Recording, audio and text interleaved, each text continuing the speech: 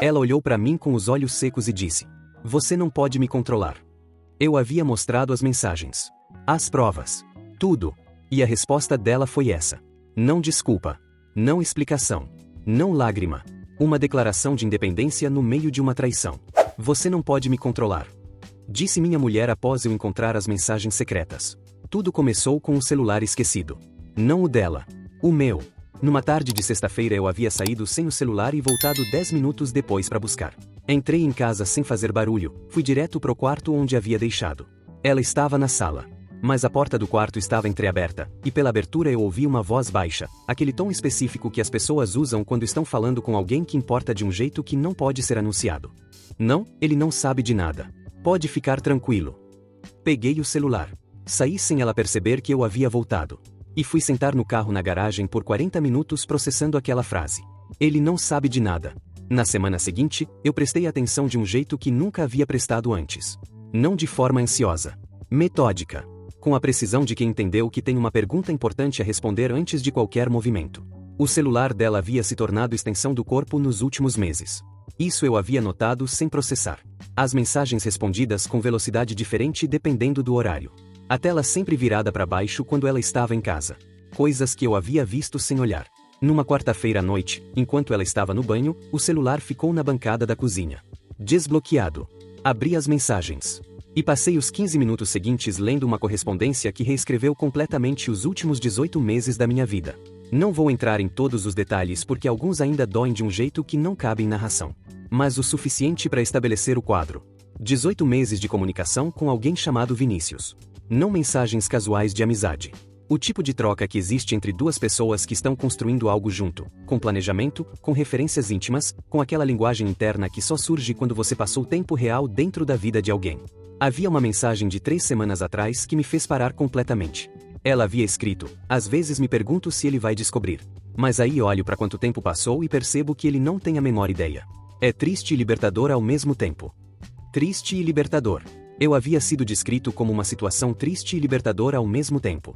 Coloquei o celular de volta na bancada. Fui até a sala. Sentei no sofá. Quando ela saiu do banho e me encontrou lá, perguntou se estava tudo bem. Tô bem, eu respondi. Só cansado. Ela foi dormir. Eu fiquei acordado até as 4 da manhã, não de angústia, mas construindo o que ia fazer a seguir com uma clareza que me surpreendeu pela frieza. 3 dias de silêncio calculado. Durante esses 3 dias eu fiz coisas que ela não sabia. Liguei pro Gabriel, meu advogado de confiança, que quando ouviu o contexto disse apenas: me encontra amanhã cedo. Fotografei discretamente as mensagens mais relevantes numa segunda visita ao celular dela numa manhã em que ela havia saído mais cedo. E conversei com meu irmão mais velho, Renato, que foi o único ser humano que soube de tudo antes da conversa final. Como você está? Renato perguntou, quando terminei de contar. Calmo, eu respondi. De uma forma que me assusta um pouco. Calmo é melhor que o contrário nessa situação, ele disse. Eu sei. Mas é uma calma que vem de ter decidido. Não de estar bem. Antes de continuar, preciso parar um momento. De onde você está assistindo esse vídeo agora? Me conta nos comentários a cidade ou o país. Fico sempre curioso para saber de onde essas histórias chegam. Voltando ao que aconteceu. A conversa aconteceu numa quinta-feira à noite. Eu havia esperado ela chegar do trabalho. Havia preparado o jantar, coisa que eu fazia ocasionalmente, nada em comum o suficiente para levantar suspeita. Depois de comer, quando ela estava levando os pratos para a cozinha, coloquei o celular dela na mesa com a conversa aberta numa das mensagens mais reveladoras. Quando voltou da cozinha, viu o celular primeiro. Ficou parada. Levantou o olhar para mim. Quanto tempo você sabe? A voz saiu controlada, avaliando. 3 dias. Silêncio. E você ficou 3 dias sem dizer nada. Eu precisava entender o tamanho completo antes de abrir a boca, eu expliquei.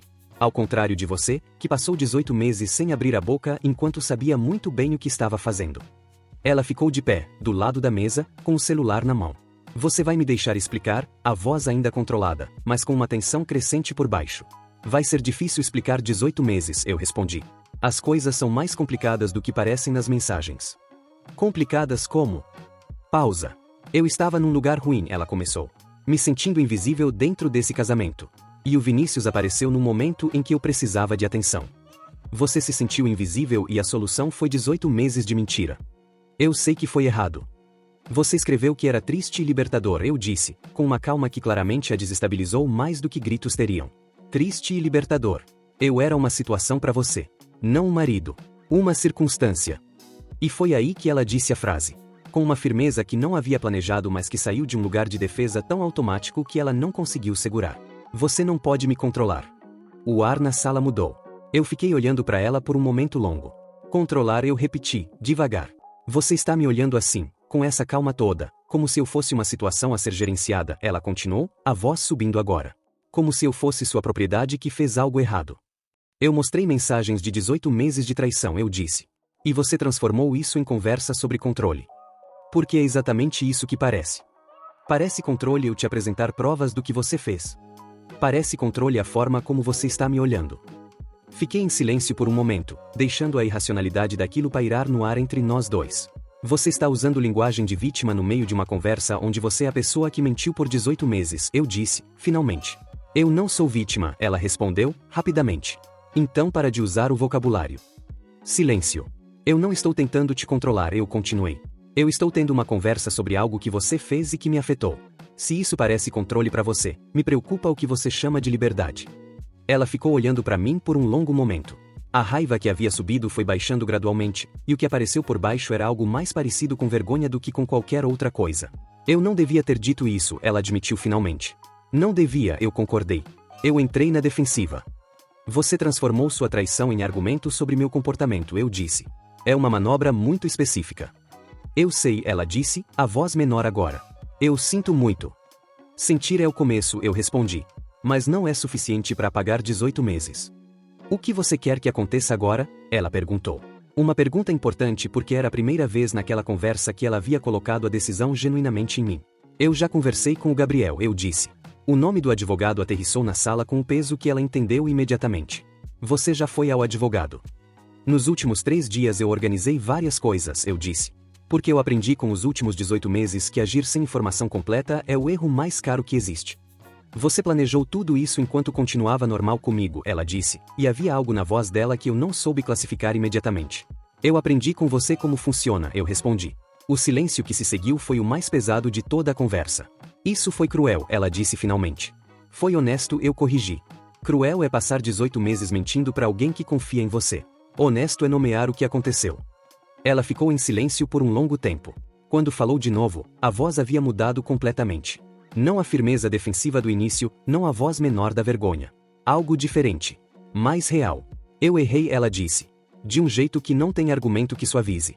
Eu errei e eu usei uma linguagem horrível quando você me confrontou porque eu entrei em pânico e a primeira reação foi me defender de qualquer forma possível. Inclusive me chamando de controlador por mostrar mensagens que você mesma escreveu. Inclusive isso ela confirmou. E eu me arrependo de ter dito. Não porque foi estrategicamente ruim. Porque foi injusto com alguém que estava me apresentando a verdade. A separação foi formalizada nos meses seguintes. Não com drama. Com a eficiência de quem havia se preparado com antecedência e com o cuidado de quem ainda, apesar de tudo, não queria transformar o fim de algo em guerra. O Renato me perguntou, meses depois, como eu havia conseguido manter aquela calma durante toda a conversa. Eu aprendi algo observando 18 meses sendo reescritos em 3 dias, eu respondi. Aprendi que a calma não é a ausência de sentimento. É a escolha de não deixar o sentimento dirigir quando você precisa de clareza. E você está bem de verdade? Ele perguntou. Estou num lugar honesto, eu respondi. Que é diferente de estar bem e diferente de não estar. É simplesmente honesto. E honesto é o lugar mais seguro para tomar qualquer decisão. Você não pode me controlar. 4 palavras ditas no momento mais improvável possível. Que revelaram mais sobre onde ela estava naquele momento do que qualquer confissão elaborada teria revelado. Porque quando alguém transforma a apresentação de provas de uma traição numa conversa sobre controle, está mostrando o mecanismo interno que tornou a traição possível em primeiro lugar. A capacidade de reescrever o que está acontecendo de uma forma que a coloca sempre no papel de quem tem razão. Aquela frase não foi cruel por acidente. Foi o reflexo automático de alguém que havia passado 18 meses construindo narrativas convenientes. E foi a coisa mais reveladora que ela poderia ter dito. Porque me mostrou, com mais clareza do que qualquer mensagem que eu havia lido no celular, que a versão dela que eu havia amado e a versão dela que existia de verdade eram 2 pessoas diferentes que haviam dividido o mesmo corpo por tempo demais. E que era hora de seguir em frente. Com clareza, com honestidade e com os olhos completamente abertos.